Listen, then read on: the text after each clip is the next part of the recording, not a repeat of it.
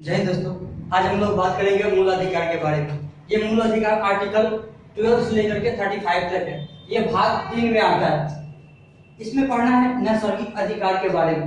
नैसर्गिक यानी मूल अधिकार को ही नैसर्गिक अधिकार बोला जाता है। इसे ही मैग्ना कार्टा बोला जाता है। ये यूएसए के संविधान से लिया गया है। इसमें कुछ ऐसा अधिकार दिया जाता है जो लोग को उसके जन्म से, इंसान को उसके जन्म से ये अधिकार दे दिया जाता है।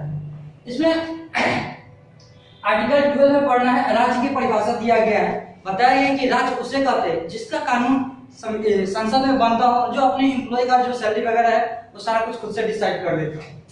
इसके बाद आर्टिकल 13 में बताया गया है कि अल्पीकरण किया जा सकता है। कोई भी मूल अधिकार जो संविधान बनने से पहले यानी 1950 से पहले का हो या उससे बाद का कोई भी कानून हो जो दूसरे के मूल अधिकार को हनन करता है। जैसे मान लीजिए आपको आर्टिकल 19(1) में दिया गया है कि बोलने का अधिकार। तब बोलने का अधिकार का मतलब ये नहीं कि आप किसी को गाली दे देंगे। आपको घूमने का अधिकार है, इसका ये मतलब नहीं कि आप किसी के घर में घुस जाइए, क्या कर रहे हो भाई, तो ये सब नहीं कर सकते क्योंकि दूसरे का अधिकार वहां पे हनन हो रहा है।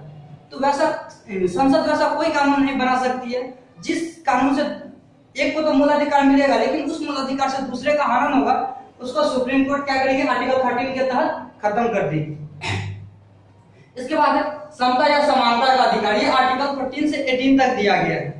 इसमें 14 है विधि के समक्ष समानता, यानी कानून के सामने सभी बराबर है। अगर हम कोई क्राइम करते हैं या प्राइम मिनिस्टर वो अगर सेम क्राइम करते हैं तो दोनों आदमी को सेम सजा दिया जाएगा। लेकिन इसके लिए आर्टिकल 72 के तहत राष्ट्रपति और आर्टिकल 161 के तहत राज्यपाल को छूट दिया गया है कि जब तक वो अपने पद पर रहेंगे तब तक उनके ऊपर जो क्राइम का केस होता है वो नहीं लगेगा, क्योंकि वो आर्टिकल 72 के तहत माफ कर लेंगे और राज्यपाल आर्टिकल 161 के तहत खुद को माफ कर लेंगे। और इसी में बताया गया है कानून के समान संरक्षण, यानी कानून अगर आप कोई भी किसी भी तरह का क्राइम किए तो आपको अगर पकड़ के ले जाया जाएगा तो आपको जितना संरक्षण दिया जाएगा, सिक्योरिटी दिया जाएगा, उतना ही अगर कोई पीएम या कोई बड़े आदमी करते हैं तो उनको भी उतना ही सिक्योरिटी दिया जाएगा। अब आर्टिकल 15 में बताया गया है जाति, धर्म, लिंग या जन्म स्थान के आधार पर आपसे भेदभाव नहीं किया जाएगा, लेकिन ये केवल इंडियन को दिया गया है। क्योंकि अगर फॉरेनर आते हैं घूमने के लिए तो वो कहेंगे कि हमारे जन्म स्थान के आधार पर भेदभाव क्यों हो रहा है। जैसे आप अगर कहीं भी जाते हैं कोई ताजमहल देखने के लिए या कहीं भी घूमने के लिए, तो जो इंडियन है उनसे अगर 25 रुपया लिया जाता है तो वहीं पे फॉरेनर से लगभग 500 रुपया या 450 रुपया लिया जाता है। तो ये आर्टिकल केवल इंडियन को दिया गया। अगर विदेशियों को भी दे दिया जाता तो वो आर्टिकल 15 के तहत सुप्रीम कोर्ट चले जाते और कहते कि हम मेरा ये जन्म स्थान के आधार पर भेदभाव किया जा रहा है। इसके बाद आर्टिकल 16 लोक निर्वाचन, यानी सरकारी नौकरी में कोई भी किसी को भी छूट नहीं दिया जाएगा, लेकिन इसी के अंतर्गत बताया गया है कि जो लोग अति पिछड़े हैं उनको थोड़ा सा हेल्प दिया जाएगा। और ये भी केवल इंडियन को दिया गया। अगर मान लीजिए पाकिस्तानी को दे दिया जाता तो पता चलता आर्मी का भर्ती हो रहा है इंडिया में, सारा पाकिस्तानी आकर बहाल हो जाता और फिर चला जाता बॉर्डर। ये भी केवल इंडियन को दिया गया है।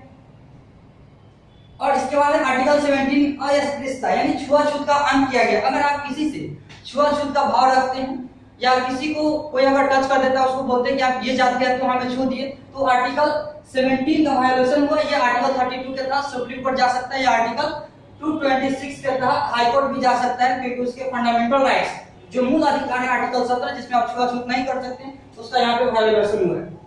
इसके बाद है आर्टिकल 18 उपाधियों का अंत, यानी आप कोई विदेशी उपाधि नहीं ले सकते। अगर लेना भी होगा तो राष्ट्रपति से पूर्व अनुमति के बाद ही ले सकते हैं।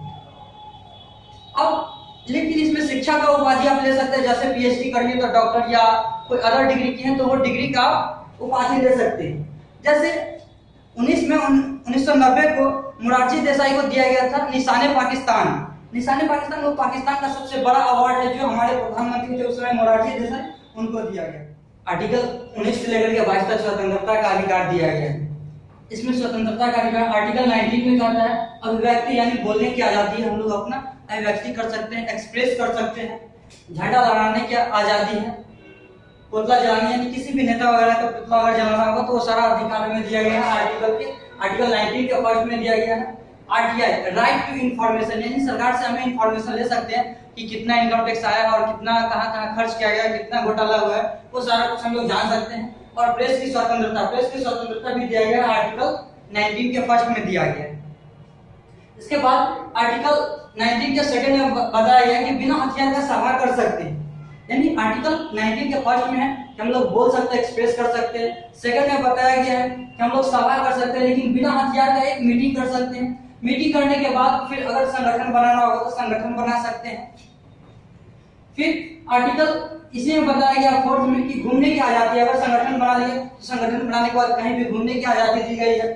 फिर यहाँ से घूमते घूमते कहीं भी गया, जहाँ पूरे भारत में जहाँ भी रहने का मन करेगा वहां पे बस सकते हैं, अपना जमीन खरीद सकते हैं, घर बना सकते हैं, बसने का अधिकार। उसका संपत्ति का जो अधिकार होगा 44वें संविधान संशोधन 1978 में इसको हटा दिया गया, यानी यहाँ से मूल अधिकार से हटा करके इसे कानूनी अधिकार बना दिया गया। यानी पहले मूल अधिकार था, पहले होता क्या था कि जब भी ट्रेन वगैरह आ रही है तो ट्रेन हजारों करोड़ की लागत से बनते आ रही है और बीच में किसी का जमीन पड़ गया तो वो बोलता था कि हम अपना जमीन नहीं देंगे सरकार को, तो ये मूल अधिकार था। तो सरकार को बहुत दिक्कत होता था, फिर सरकार को टेढ़ा मेढ़ा बनाना पड़ जाता था। तो क्या किया गया कि इसको 44वें संविधान संशोधन 1978 में इसको मूल अधिकार से हटा करके कानूनन अधिकार बना दिया गया। कानूनन अधिकार यानी कोई आदमी अगर आपसे छीनता है, यानी कोई दूसरा आदमी, आपके कोई पड़ोसी या कोई और अगर वो जमीन हड़प रहा है, तब सरकार तब जाकर के कानून आपको हाई कोर्ट या सुप्रीम कोर्ट में मदद करेगी। लेकिन सरकार चाहे तो छीन सकती है, कोई सरकार अगर चाहेगी तो छीन सकती है, लेकिन उसमें आपको सुप्रीम कोर्ट या हाई कोर्ट कुछ नहीं करेगी, क्योंकि यह कानूनन अधिकार है, ना कि मूल अधिकार। अब इसके बाद है व्यवसाय करने का अधिकार, ये अभी भी है मूल अधिकार में व्यवसाय करने का अधिकार। आप कहीं भी घूमने गए, फिर वहां बस गए, वहां अगर आप किसी भी तरह का बिजनेस करना चाहते हैं तो कोई नहीं रोक सकता है, आप बिजनेस कर सकते हैं। उसके बाद में आर्टिकल 20 में बताया गया है कि अगर आप कोई भी क्राइम करता है तो ये गलती का एक ही सजा दिया जाएगा, ये नहीं कि एक बार अगर 10 साल का सजा दे दिया गया तो फिर उसी क्राइम के लिए आपको फिर से दोबारा 10 साल या 5 साल या छोटा सा भी किसी भी तरह का 2 बार सजा नहीं दिया जा सकता। एक गलती की है तो उसका एक ही सजा दिया जाएगा और सजा उस समय के कानून के हिसाब से दिया जाएगा। जैसे 2020 में अगर कोई किसी का मर्डर कर देता है तो उसके लिए अगर 10 साल कठोर सजा है, तो मान लीजिए इसका 2020 से केस लड़ते लड़ते 2030 आ गया और 2028 में या 2020 से 30 के बीच में कोई कानून बन गया कि उसे जो अगर किसी का मर्डर करता है उसको फांसी दे दिया जाएगा। तो लेकिन 2020 में वो कानून था कि उसको 10 साल देना था या 20 साल, तो उस समय भी उसको 10 साल का ही सजा दिया जाएगा। यानी जिस समय वो क्राइम किया उस समय कानून क्या था उसके लिए वही सजा उसको दी जाएगी। और सजा के बाद उसको संरक्षण, जैसे देखते हो ये कोई भी चोर पकड़ाता है तो पुलिस क्या करती है, उसको पकड़ लेती है और लोगों से बचाती है कि लोग इसे मारे नहीं तो लोग कितना को पीट पीट करके मार देती है, वहीं पे खत्म कर देती है। तो सजा अगर दे दिया गया तो सजा देने के बाद भी उस व्यक्ति का संरक्षण किया जाएगा, इसलिए उसको गार्ड वगैरह दिया जाता है कि उसको सेफ्टी से रखा जाए। आर्टिकल 21 में बताया गया है प्राण एवं दैहिक स्वतंत्रता है। इसी के तहत क्या होता है कि ज्यादा जो गाड़ी धुआं देती है उसका चालान वगैरह काट दिया जाता है, क्योंकि वहां से उसके गाड़ी से जो धुआं आ रहा है वो हमारे और आपके प्राण का क्या घातक है, हमारे प्राण के लिए। ये हमारे मूल अधिकार का हनन हो रहा है आर्टिकल 21 के तहत। इसी में बताया गया प्राइवेसी का अधिकार, यानी किसी की गोपनीयता जो प्राइवेसी है उसको कोई उजागर नहीं कर सकता है। जैसे आप अगर एग्जांपल देख सकते हैं तो न्यूज वगैरह में बहुत सारा मिलेगा कि कोई बॉय अपने गर्लफ्रेंड का फोटो वगैरह फेसबुक पे डाल रहा था या कहीं और डाल रहा था, तो क्या कि उसको पुलिस पकड़ करके ले गई और अंदर डाल दी, जेल में डाल दी, क्योंकि वो किसी और के प्राइवेसी के साथ खेल रहा है। तो प्राइवेसी का अधिकार है आर्टिकल 21 में, ये भी एक फंडामेंटल राइट है। और आर्टिकल 20 और 21 इसको काफी पावरफुल माना जाता है, क्योंकि अगर इमरजेंसी लगता भी है, किसी भी तरह का इमरजेंसी, वो स्टेट ऑफ फाइनेंशियल हो या सेंट्रल इमरजेंसी यानी नेशनल इमरजेंसी हो, किसी भी इमरजेंसी में आर्टिकल 20 और 21 को खत्म नहीं किया जा सकता है। बाकी सारे फंडामेंटल राइट्स को अगर राष्ट्रपति चाहे तो एक एक करके खत्म कर सकते हैं। और इसके बाद आर्टिकल 21 में बताया गया है कि 6 से 14 वर्ष के बच्चे को शिक्षा का अधिकार देना उस बच्चे का फंडामेंटल राइट्स है। और यह पहले था आर्टिकल 45 में, जो कि डीपीएसपी में था। आर्टिकल 45 से हटा करके इसको 86वां संविधान संशोधन 2006 में इसको डाल दिया गया आर्टिकल 21 की तरह। इसके बाद है आर्टिकल 22, इसमें गिरफ्तार करने से पहले किसी भी व्यक्ति को वारंट दिखाना पड़ेगा कि आपको गिरफ्तार करने आ रहे हैं, और गिरफ्तार करने के 24 घंटे के अंदर न्यायालय में उसको पेश करना होता है, पूरे शरीर के साथ उसको पेश करना होता है, ना कि उसका कोई आदमी जाएगा। और जब उसको कहीं पे बंद करके रखा है किसी भी थाने में, तो उस थाने से 24 घंटे के अंदर उसको निकाल देना होता है, भले ही रास्ता में जितना भी टाइम लगे। रास्ता का जो टाइम होता है इसमें इंक्लूडेड टाइम होता है 24 घंटे। इसके बाद जो भी व्यक्ति को गिरफ्तार किया गया है उसको अपने पसंद का वकील रखने का अधिकार है। वो जिस वकील को चाहे अपने लिए हो उस वकील को रख सकता है, हायर कर सकता है।